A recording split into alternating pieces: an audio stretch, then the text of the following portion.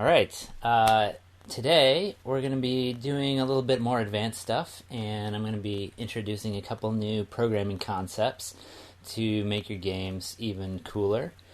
We're going to be looking at the Bouncing Babies game again that we did last week. I'm going to be starting over from scratch and just kind of flying through the beginning, but if you missed last week, there won't be really anything to catch up on. If you want to go through some of the early stuff at a slower pace, you can check out the video from last week in the archive.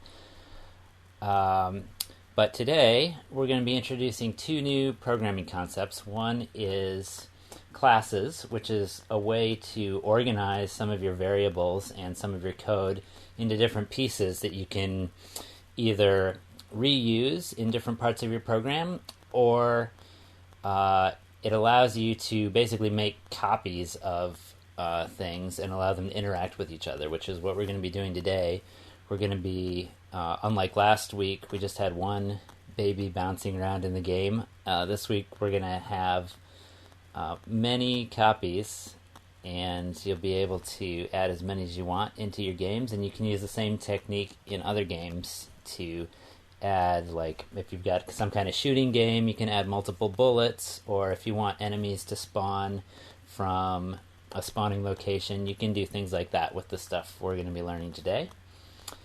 So, kind of the big picture overview. Again, we're going to be using the same patterns and the same process I've used in the previous episodes.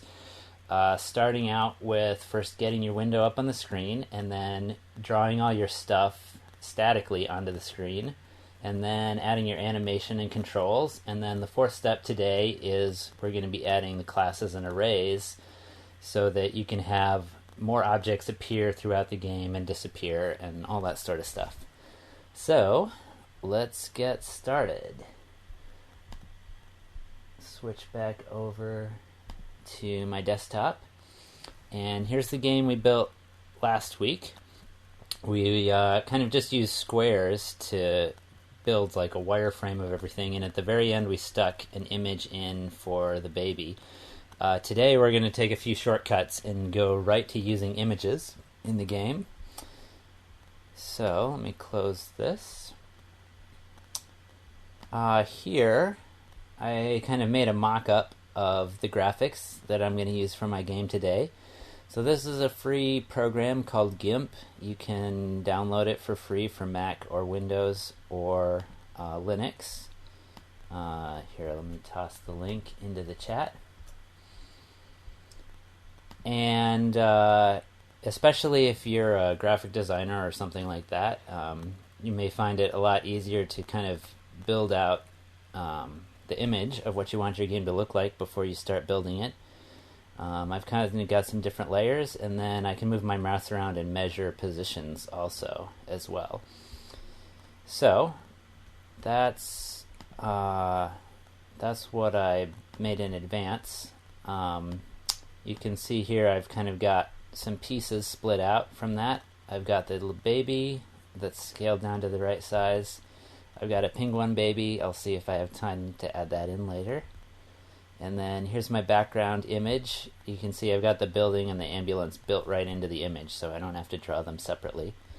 And then the firemen are a single combined image of both of the firemen together. And let's see, is there anything else? Oh yeah, the flames. I'm going to add flames to the building that'll move around during the game. Alright, so let's get started. If you have never followed one of the previous videos, you're going to need a program called IntelliJ.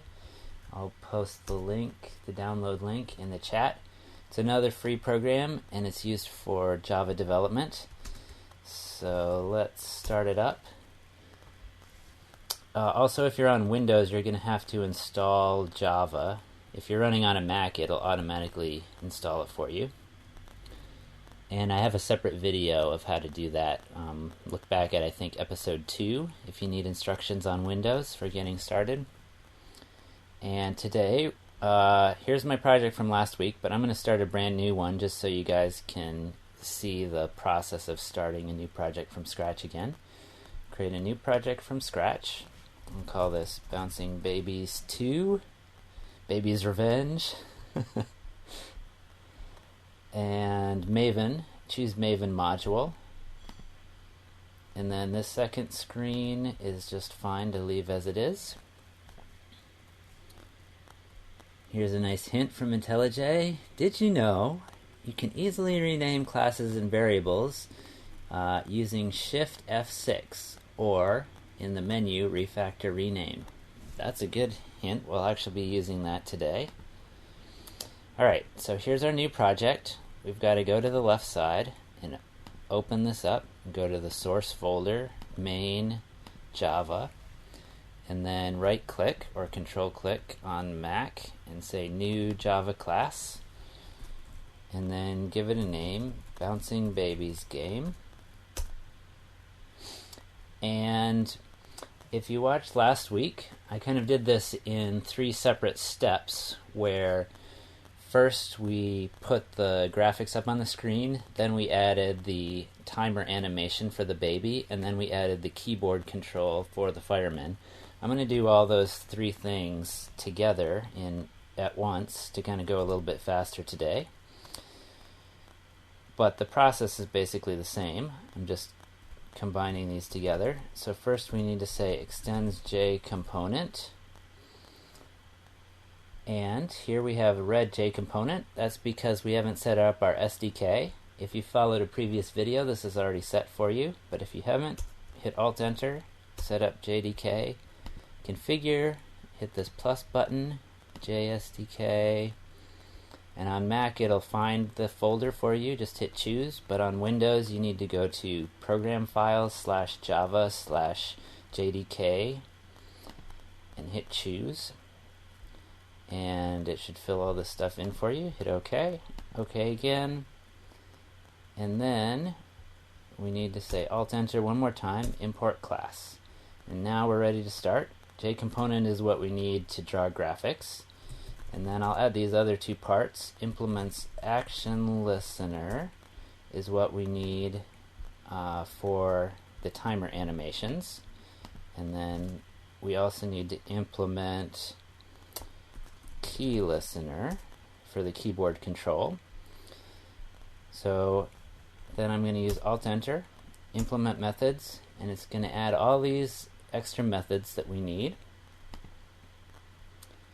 I'll come back and fill those in a second, but for now we've got to add the same boilerplate code that we need in all of our games.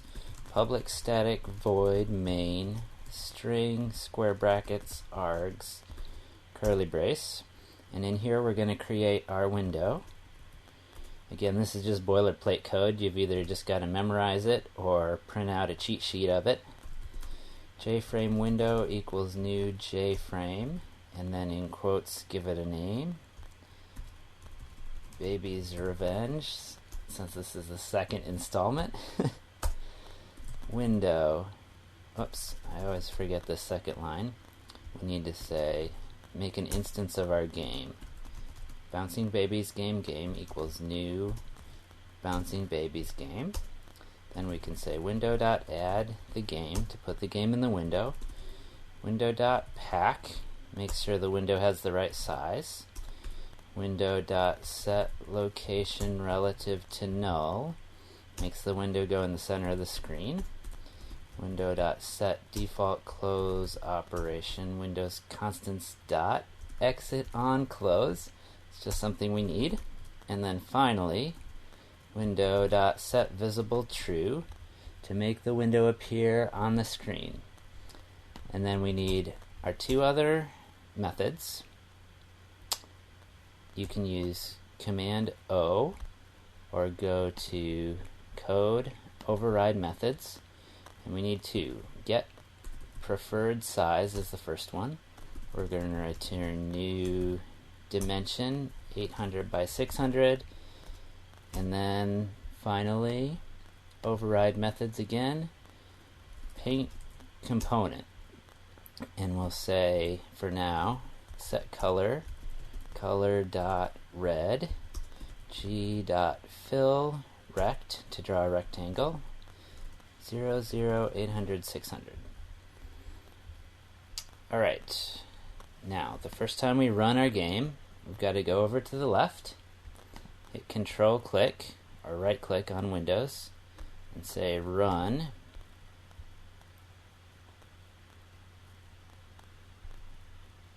And there's our game. It's the right size, it's got the title, and it's got our red color. So, let's go ahead and draw our graphics. I'm going to be using images today instead of rectangles. So, we're going to go up to the top and define the different images that we're going to need. And first, we need to put the image files into this resources folder. So I'm going to go to Finder, or on Windows, go to Windows Explorer. And I want all these images in my game. I'm just going to drag them over into the resources folder. And then it brings up this window. Just hit OK to move the files. Now if I open up resources, I've got all these in here. So next I need to just create some variables for each image. I just say image, baby image, image fireman image, image background image, image flames image, and that's all. I'll worry about the second baby image later on. So now we've got to load these. So for each one, we're going to say equals image.io.read getClass.getResource, and then in quotes the name of the file, which for me is baby1.png. And there's a couple problems that Java has with this. So we've got to use Alt-Enter, and we need to say move initializer to constructor. It just moves it down here. And we've got to use Alt-Enter again and say add exceptions. And then finally down here in our main, we have to do the same thing and add exceptions. And then everything's loaded.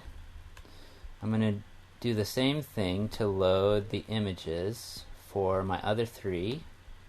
So I'm just going to copy this line, copy and paste it, and then I'll say fireman image equals image.io.read getClass.getResource fireman.png, and then for the background image it's background.png, and for the flames image it's flames.png. So all of these match up with the names over here of the files. So we want to draw these on the screen. Go back down to Paint Component, and instead of drawing this red rectangle, I want to draw my background image. G.drawImage, and then the variable that's holding the background image, which is called background image, and then we've got to give it the coordinates of the top left corner to draw the image. So 0, 0 is the top left of the screen, and then you've just got to pass null. It's just kind of a quirk in Java. So let's try that out, and there's my background image. Cool. Then we're going to draw the fireman. G.drawImage fireman image, and let's see, I wanted an X position of 180 and 500, null. And you can figure out those numbers if you're looking in your drawing program. You can kind of position your cursor, and you can see down in this bottom left corner of the window it's going to give you coordinates. So you can figure out coordinates that way. So I'm going to draw the fireman image. Let's draw the baby image at, let's see, 134.71. I cheated and looked on my image earlier and wrote down a couple numbers. And that's all we need for now. I'll run it again. Okay, perfect. There's a baby up here. There's firemen down here. Okay, so now let's make the baby move. I'm going to extract variables for his position so that we can change it. So I'll put my cursor here on the baby's X number and do Command Option V, or if you right click here, it's Refactor Extract Variable, and it tells you the keyboard shortcut. So I'll extract variable, hit enter, and this is going to call, whoops, actually I lied, I get confused sometimes. We actually want not a variable but a field so that it's accessible anywhere within our program, not just inside of the paint component method. So we want to use extract field, and I'm going to call this the baby X, and the same thing, baby Y, and I actually want this to be initialized in the field declaration, which means up at the top. So here I put baby X in the wrong place. I want it to be 134 at the very beginning. And then let's extract variables for our firemen while we're at it, or extract fields, excuse me. Command Option F, firemen X, and then Command Option F, firemen Y. Okay, so now we've got these numbers all defined at the top, and we can also change these in our program. So for our action listener, just like we did last week, we've got to create a timer to run that every so many seconds. So in my main method, I'm going to say timer t equals new timer, and we'll run it every 30 milliseconds, and the game is what wants the action. And then we'll say t.start, and I'll go ahead while I'm here and add the part for the keyboard that we'll be doing in just a second. Window.add key listener game. And then our action performed is our animation for the baby. So we're going to say baby X equals baby X plus 3. Baby Y equals baby Y plus baby Y speed, which is a new field. I'm going to say Alt-Enter and say create field. And that'll be 0 to start with, and then gravity is going to accelerate the baby over time. So we'll say baby Y speed equals baby Y speed plus 1 to increase the speed over time. And here we've got an error, so let's hit Alt-Enter and see what the problem is. It says make baby Y not final. That's what we want. That just means allow it to change over time. And then at the end of our action performed, we always need a repaint. So let's run the program again and see if the baby moves. Yep, there he goes. And then I'll just stick in the logic here for making him bounce. If baby Y is greater than or equal to 550, then make him bounce. Baby Y speed equals negative baby Y speed.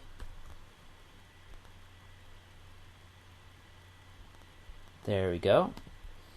Just like we covered last week, we don't want him to bounce exactly as high every time. So we'll say negative 0.9 times baby y speed.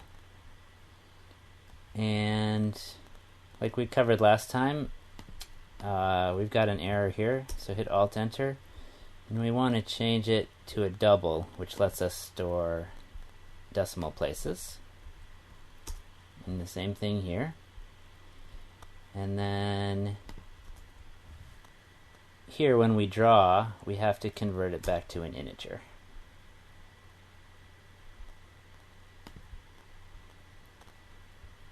Okay, so that's our baby's movement.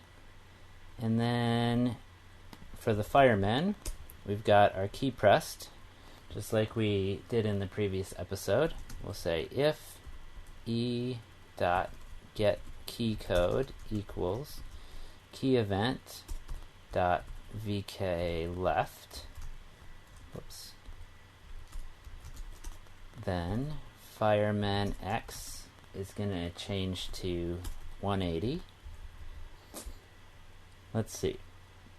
We've got an error here. Hit Alt-Enter, and yep, we want to make fireman x not final. And we want to say if e dot get key code equals key event dot vk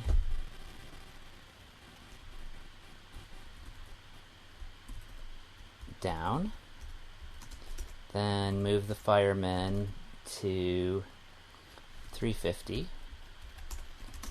If e dot get key code equals key event dot vk right, then move the firemen to 500, and then we need to repaint at the end. Okay, let's run it. There's the firemen. I can move them with the keyboard. Perfect. And then the last thing we did from last week was to make the baby only bounce if he hits the trampoline, and to start a new baby if he misses the trampoline. So we'll do that in here. We'll say if he's close enough to the ground, if the baby is near the ground, then check, and we'll say if he hits the trampoline. For this we said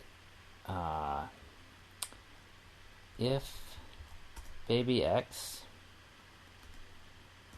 plus the width of the baby, let's make a field for that, baby width,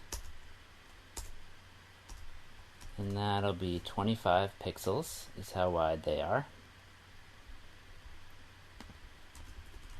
So if his x position plus his width is greater than or equal to the fireman's x position, and the fireman's x position plus the fireman's width, which I think is 150, is greater than or equal to the baby's x position, then he should bounce.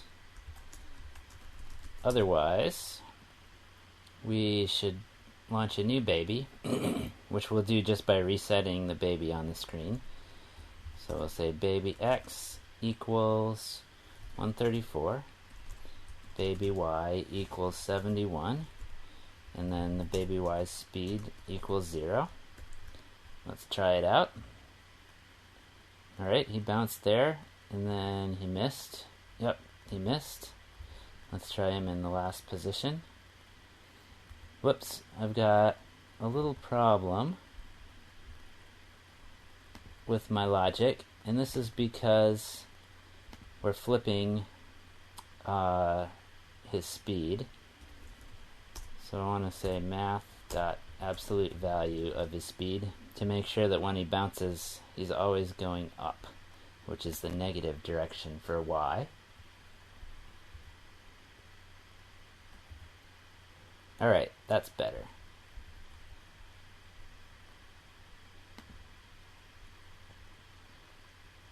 Alright, and then last week I taught one more thing, which was that we can create our own methods to basically give names to pieces of code. So like this code here makes the baby bounce, but it's kind of confusing to read. So I'm going to select it and right click and use refactor, extract method, or you can use this shortcut Command Option M and give it a name. Make the baby bounce, and it's converted that into this method. And if we look down here, we can see our code moved inside of here. I'm going to do the same thing for these 3 lines. So these 3 lines are what makes the baby reset to the beginning. So I'll use the same command, extract method, and I'll call this one toss new baby. And then that makes this code a little easier to read because it tells you exactly what these things are for.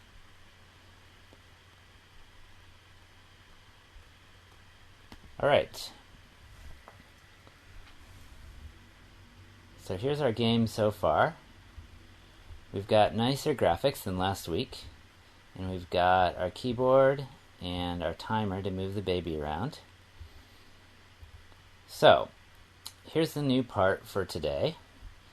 We want to have more than one baby on the screen at a time. So, we're going to use 2 things. Arrays, which will let us have multiple babies, and then classes that'll let us have a single place to define where each baby is. So, to start with, we need to make our baby class. I'm going to go up to the top, and you can see we've got a couple different variables. We've got baby X, baby Y speed, baby width. Those are all things that relate to the baby. So we are going to move those into a place that has code just about babies. The way we do that is right click and again use this refactor menu, and we're going to say extract class, and the name for our new class is going to be baby. And then here's the list of all the stuff that's in our program. We want to check off the things that relate to the baby. So we've got baby X, baby Y speed, and baby width. Those are all the things we want to move. And then it's saying empty string is an invalid extracted class package name. So we just have to put something in this name. This is a little bug with IntelliJ. So let's just call this objects. And then we've selected all the stuff we're going to move into baby and hit refactor. And it thinks there's some problems, but these are all okay. And you can see it made this new folder called objects, which is our package name. And if we open that up, we've got a new class in here called baby. If I double click that, it'll open it up and it'll show that it moved all of these variables into the baby class. So that's fine. And then back in our baby's game, you can see it created a new variable called baby, and it's not up here we have variables that hold images. Here we have variable that holds integers. This baby variable is actually holding a baby. And you can see we create it here by saying new baby to create a new one. And let's see, it changed one other thing. So down here, all of the variables are moved inside of baby. So if we're referring to the baby X, it's now inside of this baby variable. So we have to get to it by saying baby dot baby X, which means to look inside the baby variable and then find the variable inside of there called baby x and use that. So we've got a lot of baby on the screen. I'm going to do one more thing to clean this up. And this is, if you remember when we started IntelliJ today, it gave us a hint about renaming things using Shift F6. So I'm going to do that for each of these inner variables and give them shorter names because we already know they're part of baby. We don't have to say baby x, baby y. We can just say x and y. So I'll put my cursor here and hit Shift F6 and just rename that to x. I'll do the same thing for baby y. Shift F6 and call it y. And then for baby y speed, Shift F6 and just call it y speed. And now, if we look over in the baby class, oops, let me close this little thing. So now if we look in the baby class, you can see it renamed these three things. And let's do the same thing for baby width. I'll say Shift F6 and just call this width. Because everything in here is about baby. So we don't have to name everything with the word baby in it. Alright, so one final cleanup thing we can do is now, rather than resetting the baby we have, when we want to toss a new baby, we can just say baby equals new baby. And it's got a problem. Oh yeah, it needs to make baby not final. So this will do the same thing, but the initialization of each of these variables is now done automatically every time we make a new baby.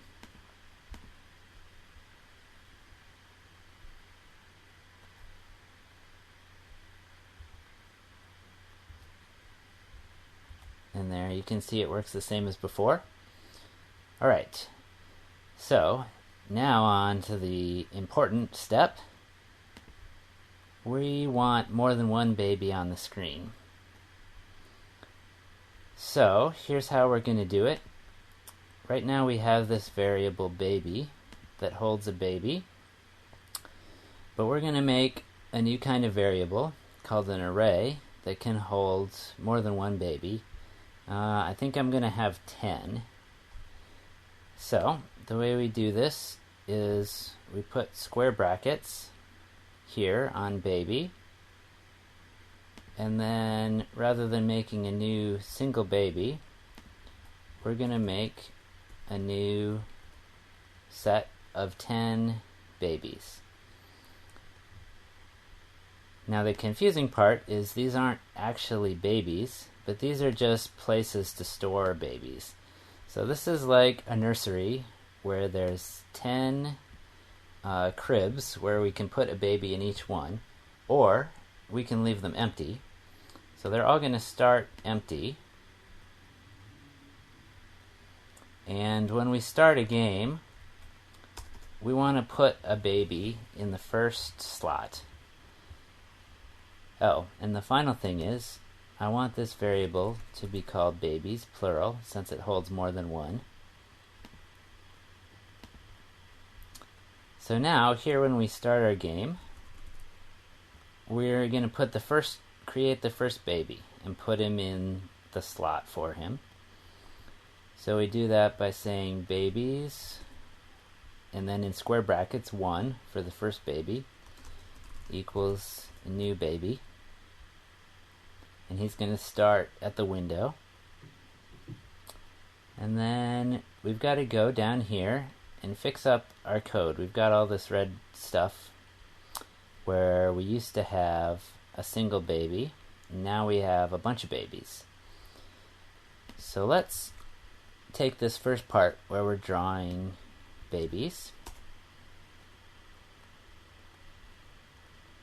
We used to have a single baby, but now we've got a bunch of babies. So we need to go through the list and draw each one of them if they're there. So here's a new Java statement called a for loop. We say for, and this line is just kind of boilerplate. So we say for int I equals 0, semicolon, I is less than 10, and 10 is the number of babies that I said we have up at the top, semicolon, I plus plus, and then curly braces. So really the only thing we need to change is this 10. We've got 10 babies, so we need to put 10 here, but the rest is all just boilerplate code. And then this code for drawing a baby, we're going to put inside of this loop. And now, instead of saying baby, we're going to say babies, square bracket, I. And same thing, babies, square bracket, I. And this is going to run this code 10 times, but every time I is going to have a different number. So it's going to draw the baby number 0 first, and then baby number 1 and baby 2, all the way up to baby number 9, which is the 10th baby.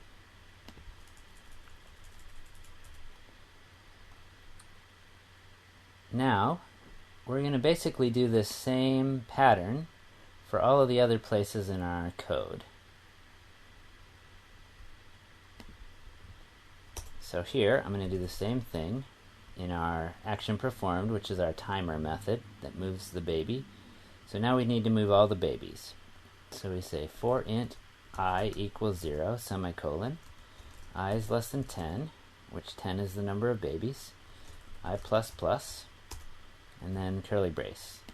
And then all this code needs to move inside of this for loop. So I'll just paste it there. And then everywhere we used to have baby, we're going to say babies, square bracket, I. Let me just copy this and paste, paste.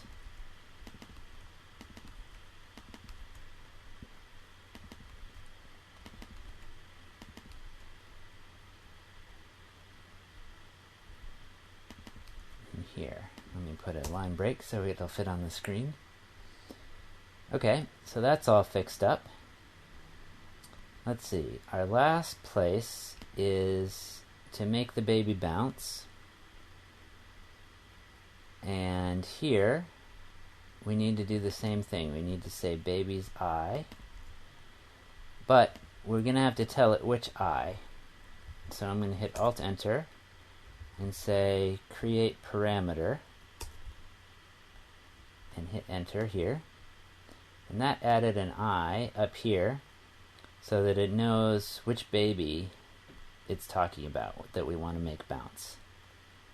And you can also see up here, make the baby bounce. If you put a 0, this should actually be I, because we're in the loop and it needs to work for every baby.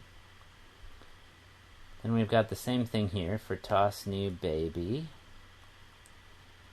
And this, actually, we're going to change a little bit. So the way this used to work is it would make a new baby and save it in our variable. But now we've got 10 slots for babies. So what we want to do is make a new baby and put it in an empty slot. So we're going to need a loop, int I equals 0, semicolon, while I is less than 10, I plus plus. And we're going to say if baby's I equals null, and this means if the slot numbered I is empty, then we'll do this code. Babies sub I equals new baby. And then we'll use this special command called break, so that it'll stop going through the loop. So what this stuff that we just wrote does is it starts going through the slots for babies, and if it finds an empty slot, it'll put a new baby in that slot. And then break means stop looping, so it'll stop right then. If we didn't have this, it's just going to go through and put a new baby in every empty slot, which would make 9 or 10 babies all at once. And I think that's all we need. There's no more red stuff in the ruler over here, so I think we can just run it. Nope, there's an error. And it printed a bunch of stuff in this console. It says null pointer exception in our baby's game, line 72. So I'll click that, and it shows us right here there's a problem. Aha! So this is the last thing. When we're looping through all the slots, there might not be a baby in every slot. So we can't run our code if there's no baby. So we need to check if babies number I equals null. So if slot number I is empty, then we're going to continue, which just means skip that slot and go on to the next slot. And we're going to need to do the same thing here when we draw.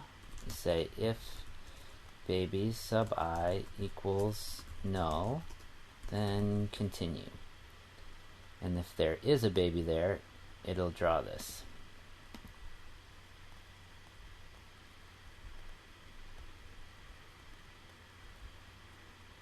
Okay,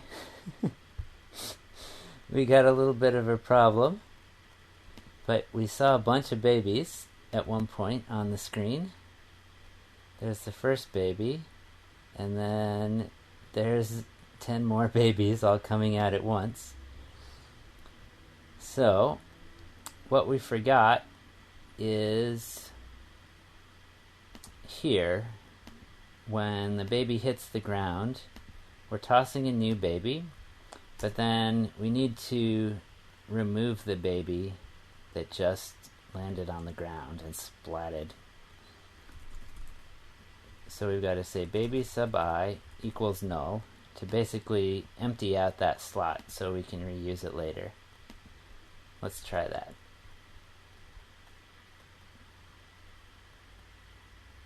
Alright, that's pretty good. Now we want to change when we toss babies. So rather than tossing a new one every time one gets dropped, we're going to toss one every so often. So let's do that here in our action performed. Let's toss a new baby every time action performed happens, which is going to be once every 30 milliseconds. So there's 10 babies. They come out right away. And we only have 10 because we only have 10 slots.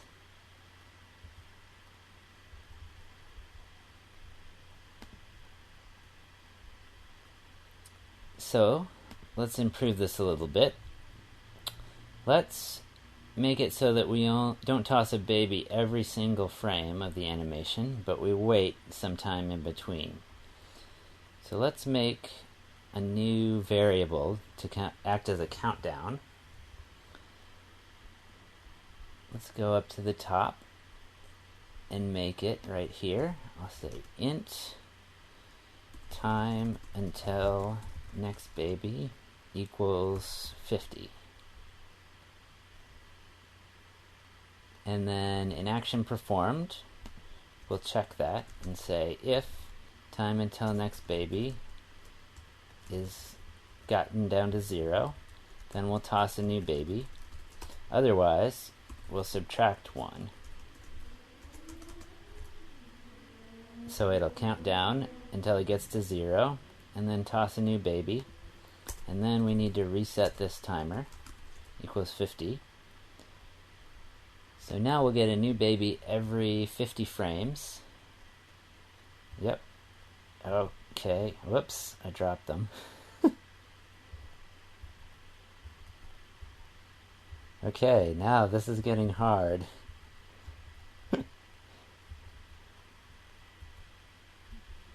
Okay, that's pretty good.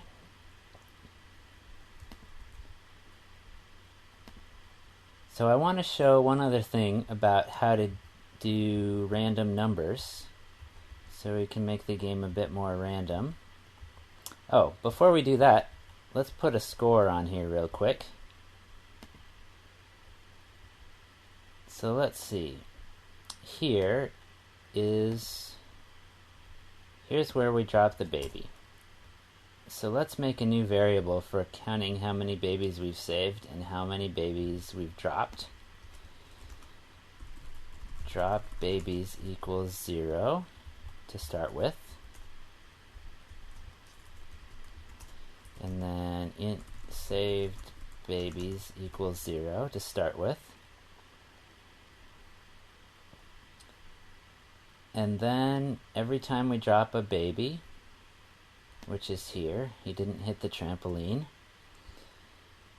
drop babies equals drop babies plus 1. And then we also want to see how many we saved, which is how many we got to the fire, to the ambulance. So let's do that right here. Or actually, let's do that after we check if they hit the ground. Check if the baby made it to the ambulance.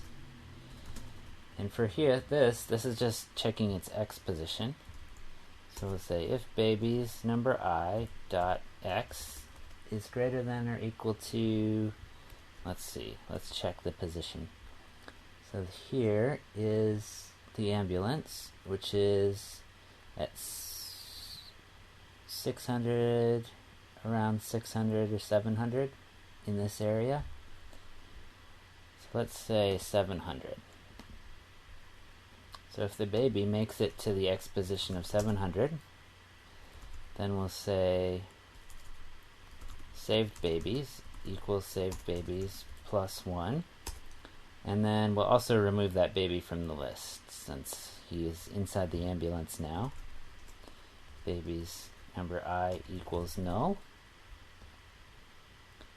And then we also need to print these numbers on the screen.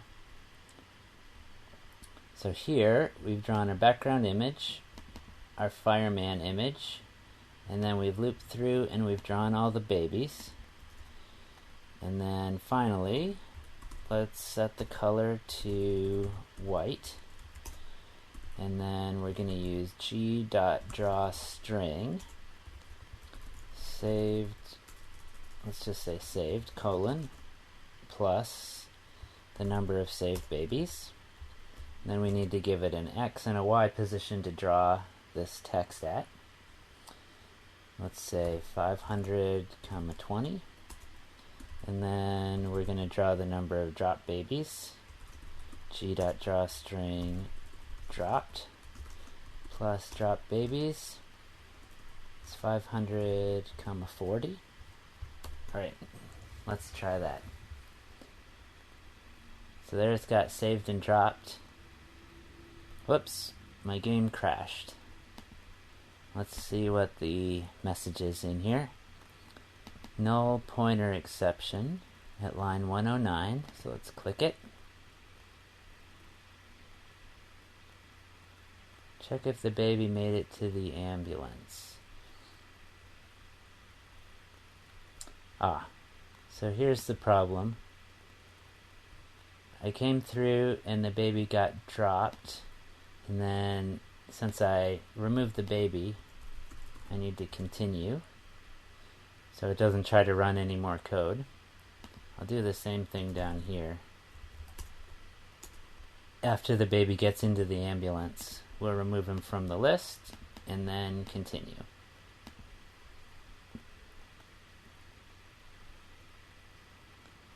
Alright, whoop, I dropped one. I dropped a second one.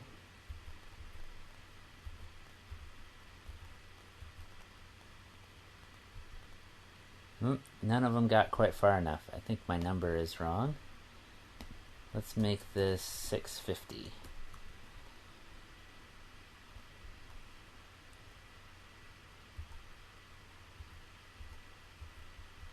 There, I saved one.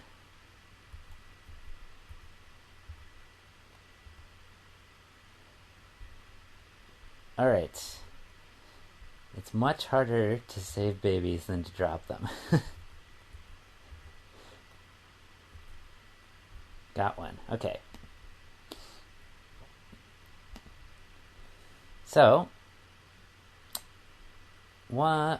let's show the random number stuff.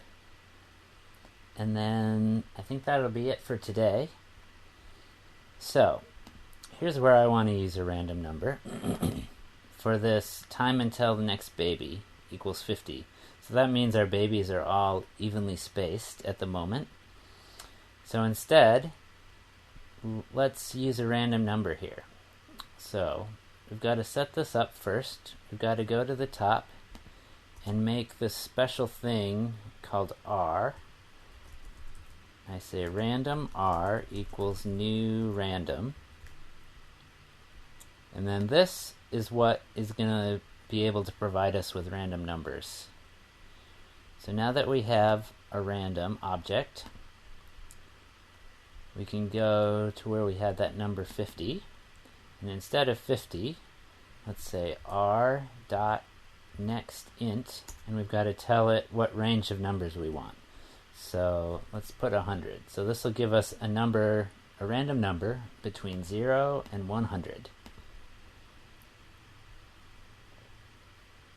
So there's our first baby. Oh, there's two that came out right together. Okay, that seems kind of random.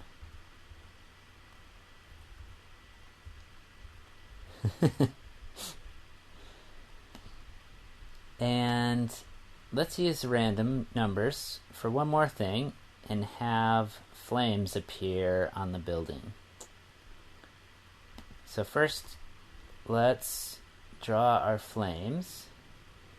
I've already got an image for the flames, and I've loaded the image right here. So we should be able to draw it on the screen. G.drawImage, flames image, and give it an X and a Y position, and say 300. And then null is always the last parameter for draw image. Let's see where that appears. Okay, there's some flames. That's good. So let's make the flames appear at a random position. So we need to make a field for the flames X position. Flames X, and we need a field variable for the Y position. Flames Y. And those are equal to 30 and 300. But now, every time we update the animation, let's move the flames to somewhere new. So we'll say flames X equals R dot next int, some number between 0 and 50. And flames Y equals R dot next int, somewhere between 0 and 600. And let's see, we got some errors. Let's use Alt-Enter. Yep, make that not final. The same thing here. Okay, let's see how that looks.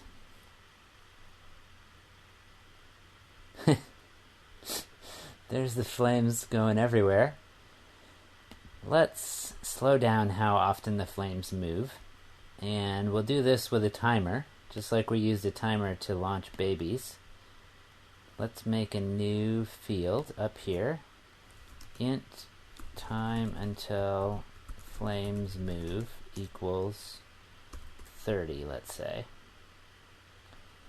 And then in our action performed, we'll have the same kind of structure we used for our babies. We'll say if time until flames move is less than or equal to 0, then we'll move them, and we'll reset the timer. Otherwise, we'll decrement the timer. Alright, let's try that out.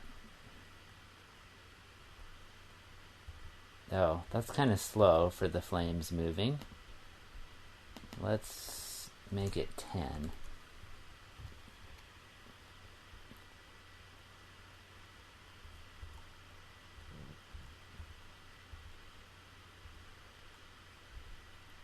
That's pretty good. And slightly distracting when I'm trying to focus on the babies. I guess that's a good thing. Alright. Well, that's going to be it for today. So hopefully this gives you some ideas for what you can do in your own game. And you can see we've got a much more complicated game than last week.